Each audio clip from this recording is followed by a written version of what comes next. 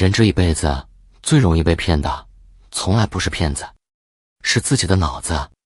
有多少人生活并没有真正变差，却每天活得像一个囚犯？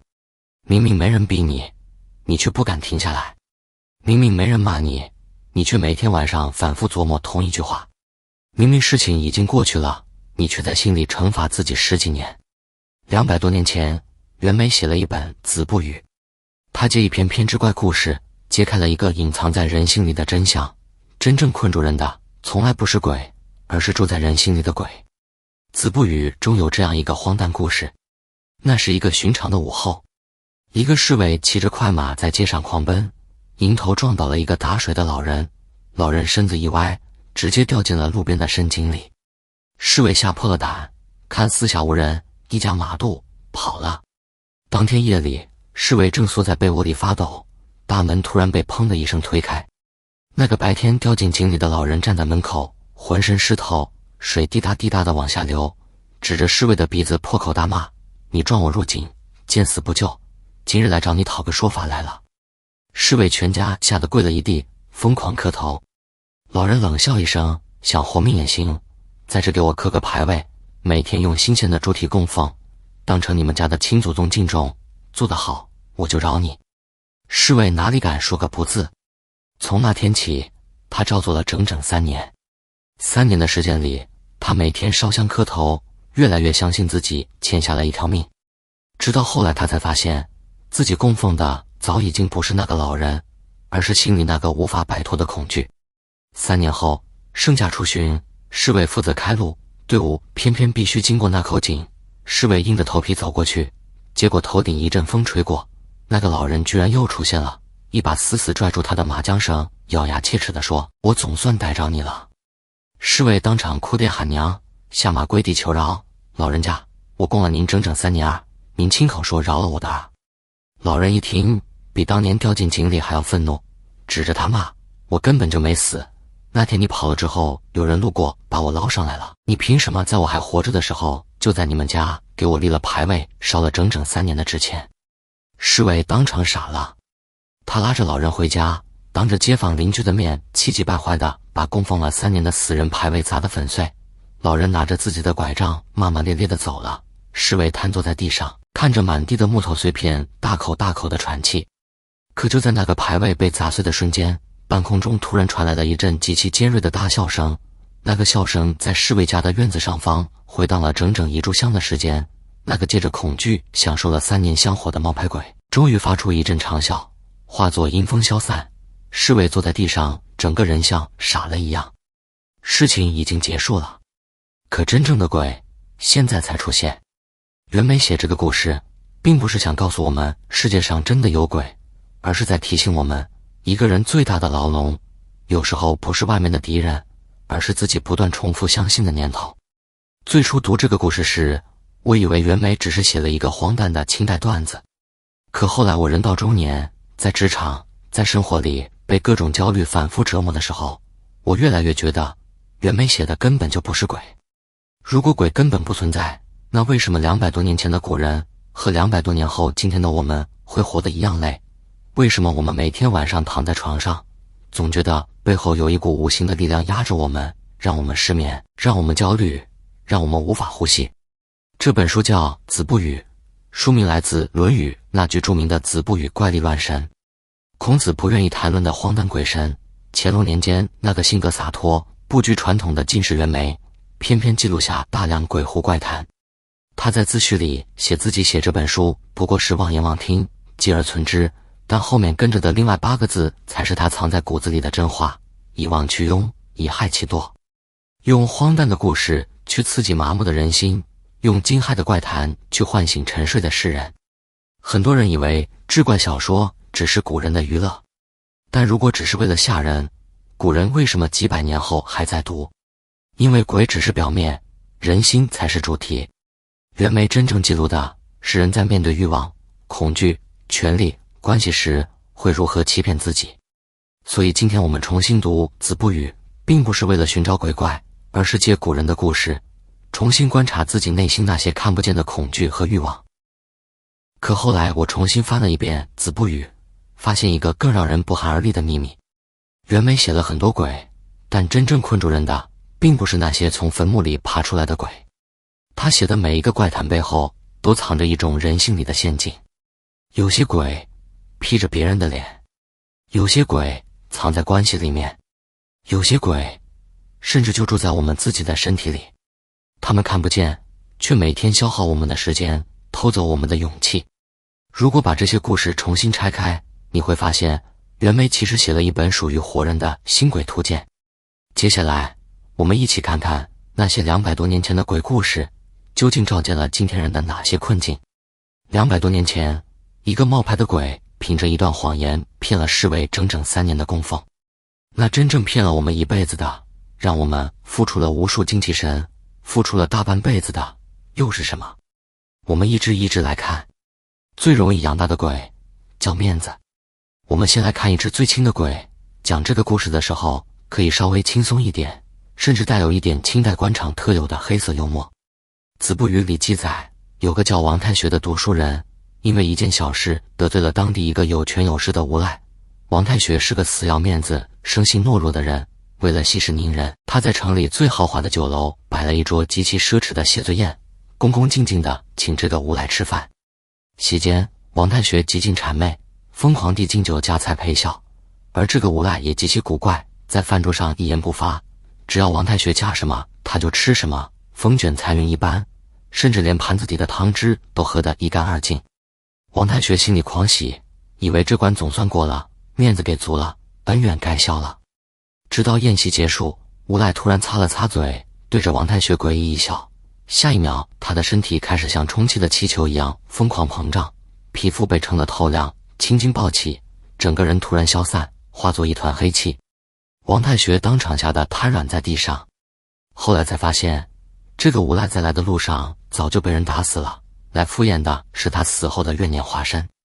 判官后来解释，他本无意害你，只是你太害怕失礼，太在意这顿宴席是否体面，连一个已经死去的人都要拼命维持一场不能失控的饭局。我第一次读到这句话的时候，后背一阵发凉。我发现袁枚安排了一个厉鬼来赴宴，但他没有让鬼害人，反而是鬼被人的面子害死了。如果只是为了吓人，这个故事到鬼出现就已经结束了。可袁枚偏偏安排鬼被人情世故活活撑死，因为他真正想写的从来不是鬼，而是那个谁都不敢拒绝的人情社会。故事里最可怕的4个字根本不是鬼，而是不好意思。明明已经精疲力竭，却还要在饭局上撑着笑脸敬完最后一轮酒。长辈用高高在上的姿态，以为你好的名义随意干涉你的择业和婚恋，不遵从就指责你冷漠。明明不想说话，手机响了还是秒回好的收到。你发现没有，我们每个人都是那个疯狂夹菜的王太学，也都是那个被面子活活撑爆的鬼。面子是别人给的，命是你自己的。我自己以前也很怕别人评价，总觉得拒绝别人就是不好。后来我才慢慢明白，一个人如果总想让所有人满意，最后往往只会丢掉自己。后来我发现，人越害怕别人失望，越容易活成别人期待的样子。很多时候，我们不是输给别人，而是在维护一个根本不存在的完美形象。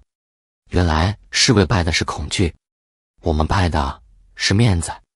我原本以为面子已经够可怕了，可后来我发现，真正天天骗我的根本不是别人，是我自己的脑子。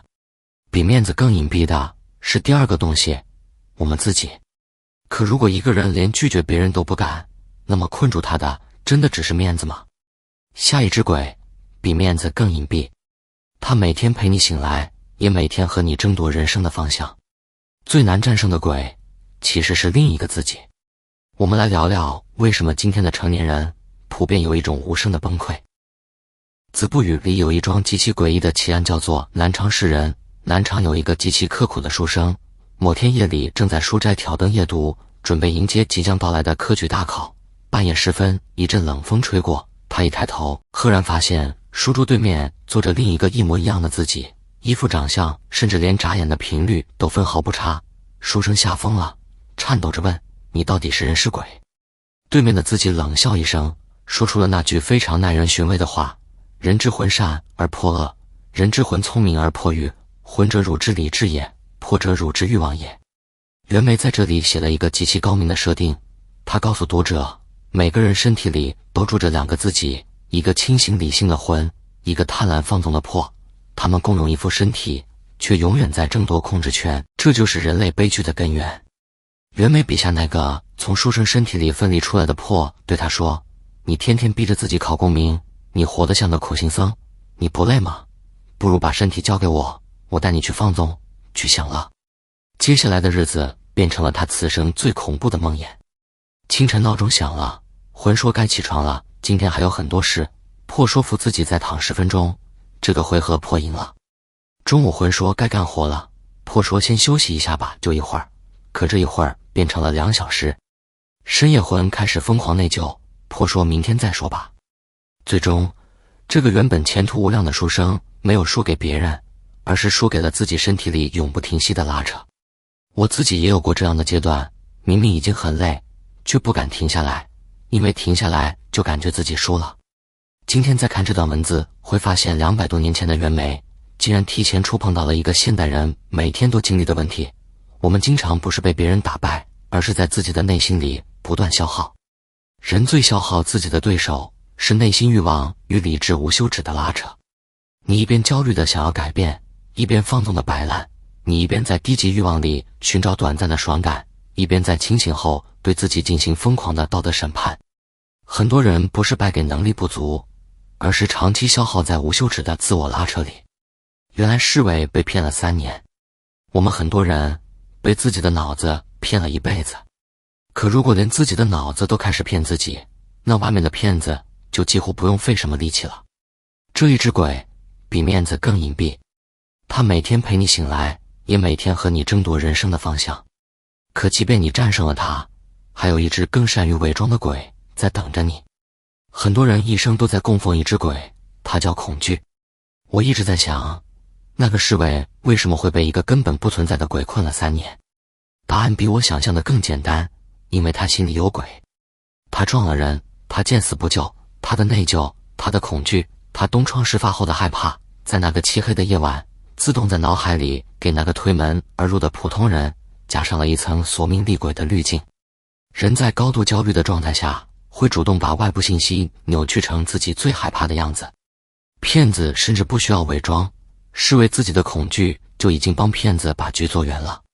你以为你赔上的是3年的猪蹄和香火，不，你赔上的是你对这个世界全部的安全感。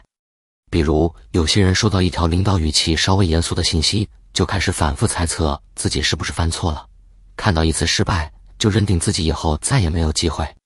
真正折磨他的往往不是事情本身，而是大脑不断制造出来的最坏结果。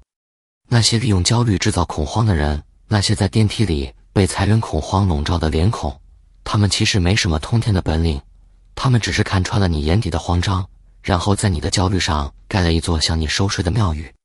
很多操控人的方法本质上都是先找到你的恐惧。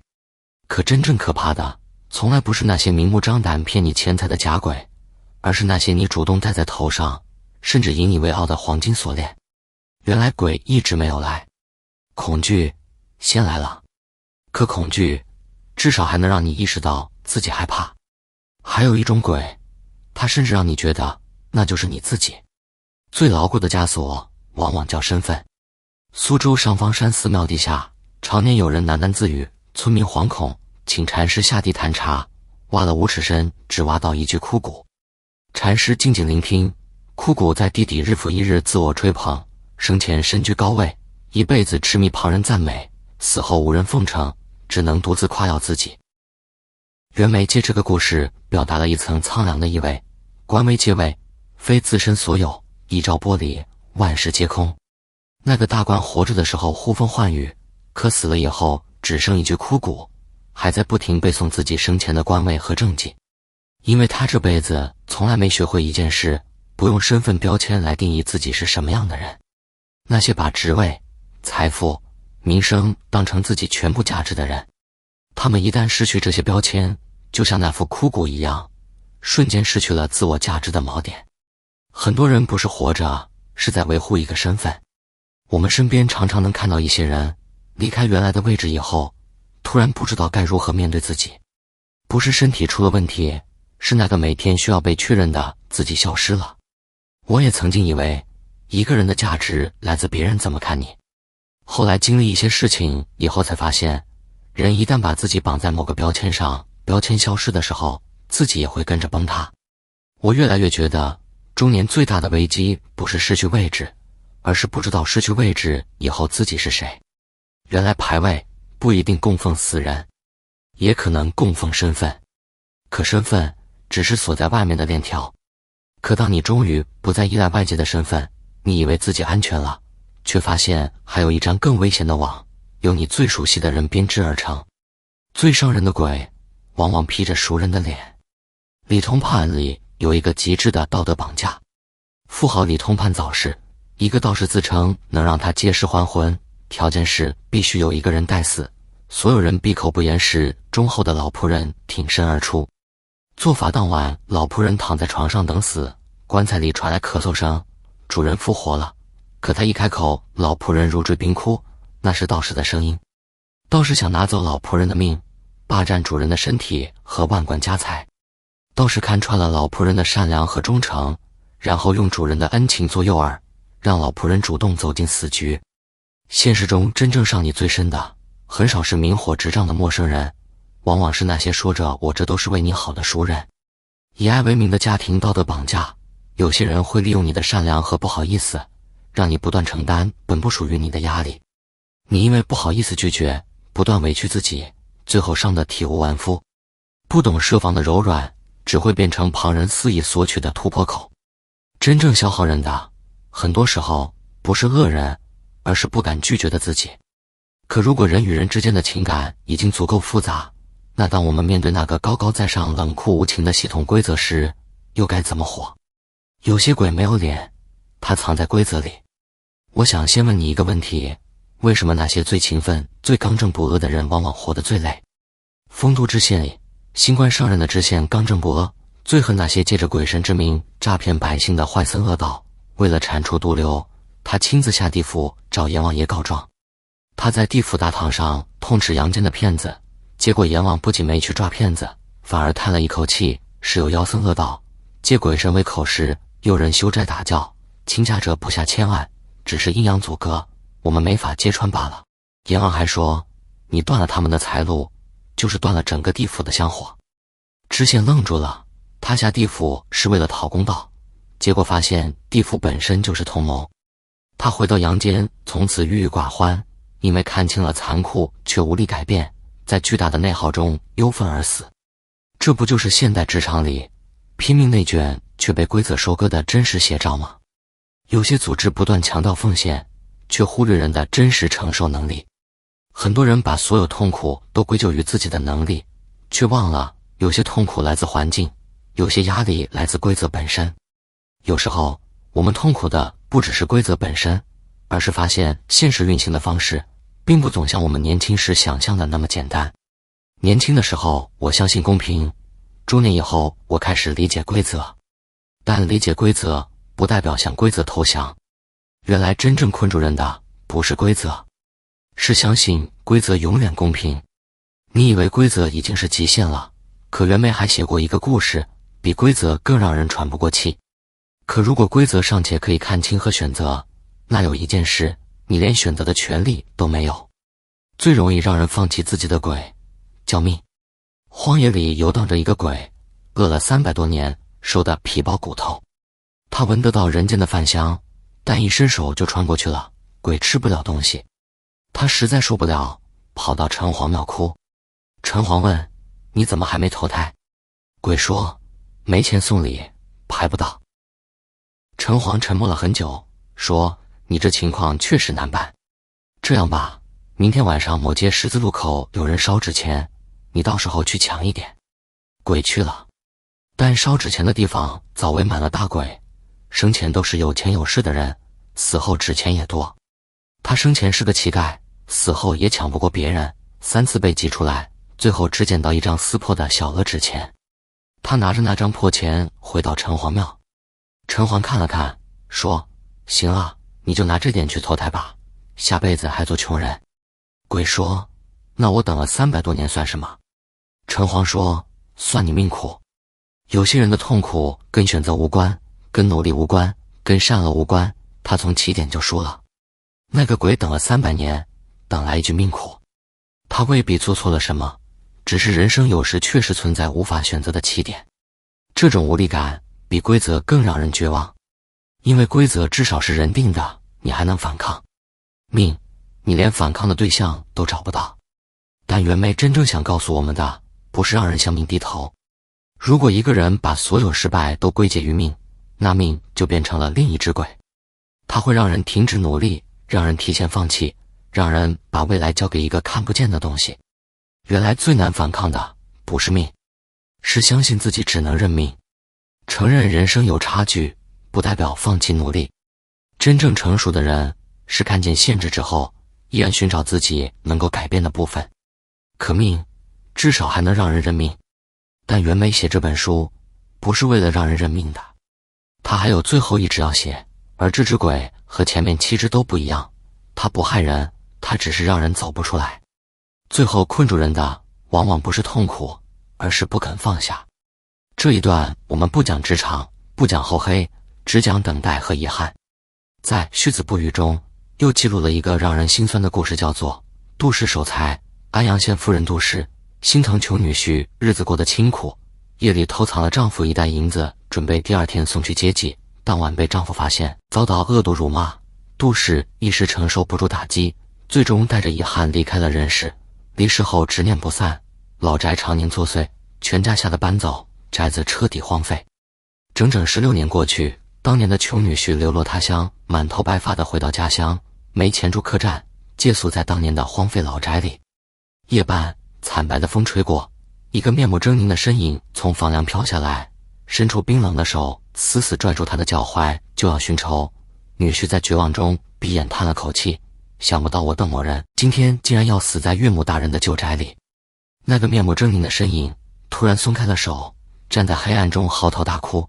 他指着地砖第3块缝隙哽咽着说，原来是你，我的女婿啊，我在这间漆黑冰冷的屋子里，不要命，不投胎，忍受了整整16年的孤寂，就是为了守着这袋银子，等着你来拿。说完化作青烟消失不见。每一次读到这里，我都会停下来想很久。袁枚写这个故事不是写厉鬼索命，他在写人死了之后执念还在。杜氏到死都没说出一句我想帮女婿，他只是守着1袋银子等了16年。原来这个世界上最深的执念从来不会大吵大闹，他只是在你看不见的角落里默默地熬过了无数个16年。杜氏守了16年，守的不是银子，是一句没来得及说出口的话。原来最重的锁链不是执念，是一直舍不得放下。很多时候我们舍不得放下的不只是过去的事情，也包括那些已经无法改变的遗憾、关系和期待。我后来把《子不语》重新翻了一遍，忽然发现我被骗了。我一直以为袁枚写了1000多个鬼，可其实他整本书只写了一只鬼，新鬼。这8个故事里的鬼几乎没有一只是真正靠法力害人的，真正一步一步把人推向深渊的都是人的面子、恐惧、欲望、身份、执念、规则、命运。鬼只是袁枚借来的外壳，心才是他真正想解剖的东西。所以《子不语》根本不是一本鬼故事，而是一部写给活人的新鬼图鉴。很多人以为袁枚写《子不语》是因为老了闲着无聊，喜欢听山野怪谈来满足猎奇心，你太低估这个乾隆朝最伟大的叛逆者了。袁枚30多岁辞官归隐，他选择离开仕途，把更多时间投入写作和园林生活。也许正因为离开了官场，他才能用旁观者的眼光观察人性。他不用大道理去说教，不写圣贤书劝善，在这个麻木庸俗的社会里，说教是最无用的废话。他偏要写鬼，借鬼写人，借阴间写我们自己。他把那些在现实中不敢说不能说的真相全部穿上了厉鬼和神明的外衣。他是在用一把最锋利的刀，当着所有人的面，把高官名流庶人，甚至我们自己内心深处隐藏的东西一层层揭开。那这些鬼有没有办法消失？我越来越觉得面子、自己、恐惧、身份、熟人、规则、命、执念，他们不是八只鬼，他们是一只，他们都是新鬼。他们没有脸，没有实体，但他们每天坐在我们的书桌对面，坐在工位旁边，潜伏在枕头底下，用各种谎言偷走我们的时间，榨干我们的精力。认出他们是破它的开始，可认出来还不够。我后来越来越觉得，这3个办法不一定是袁枚明说的答案，却像是他看遍人情世故以后留给后人的启发。第一步，给新鬼命名。下次深夜又开始疯狂复盘白天的失误，因为别人的一句话焦虑自责时，在心里喊一声停，然后问自己，现在控制我的是哪只鬼？是面子鬼还是恐惧鬼？是身份鬼还是熟人鬼？很多心理研究发现，当一个人能够准确说出自己的情绪，他就不再只是被情绪推动，而开始拥有观察他的能力。因为当你把它说出来的时候，你就从被控制的状态切换到了观察者的位置。第二步，不要马上相信脑中的第一个声音，不要为了面子答应无效社交，不要为了迎合别人践踏底线，不要在破让你摆烂时自我审判，保持30秒死寂，别让新鬼替你做决定。那个第一个冲出来的念头，往往不是你的理性，是你供养了很多年的那只新鬼。第三步，走出去，把注意力从虚无缥缈的评价、平台赋予的虚假身份、对未来的宏大幻想中狠狠抽离出来，去洗一个热水澡，喝一杯茶，去街头看看真正的人间烟火。真正的破局从来不是消灭鬼，而是不再喂养它。所有新鬼都靠你的注意力活着，你越盯着它，它越大，你停止供养，它就开始消失。鬼靠你的恐惧活着，你不再给它能量，它就一点一点弱下去，直到变成一个你偶尔想起来但不会再害怕的旧东西。其实所谓破局，并不是让自己变成一个没有恐惧的人，而是不再把人生交给恐惧替你决定。人这一辈子从来不是输给现实，而是输给了自己相信的现实。新鬼不会杀你，他只会让你一辈子活成别人希望的样子。现在让我们回到开头的那个侍卫，他被骗了3年，可真正骗他的，他直到最后都没发现。他以为鬼是假的，老人没死，自己白拜了3年。可真相是，那个冒牌鬼走了，但他心里的那只鬼从来没有离开过，只是换了一件衣服，换了一个名字，继续等着他犯错，等着他慌张，等着他下一次再供奉一个新的牌位。那个牌位上写的不是老人的名字，写的是恐惧本身。袁枚写了那么多鬼，看似写遍了阴间，最后真正召见的却只有一个东西，人的内心。认出它就是破局的开始。3年前，那个侍卫跪在牌位前，以为自己是在供奉一个死人。3年后，他砸碎牌位，才发现真正需要被砸碎的从来不是木牌，而是自己心里那个让自己恐惧的幻想。古人说，心有一念，鬼神皆随。换成今天的话就是，你长期相信什么，你最终就会被什么控制。你喂养恐惧，恐惧就长大；你喂养清醒，清醒就会慢慢成为保护你的力量。如果说子不语让我看见了人的新鬼，那么阅微草堂笔记让我看见的是另一个问题：人为什么总是在自己的选择里遇见自己的因果？我们下期见。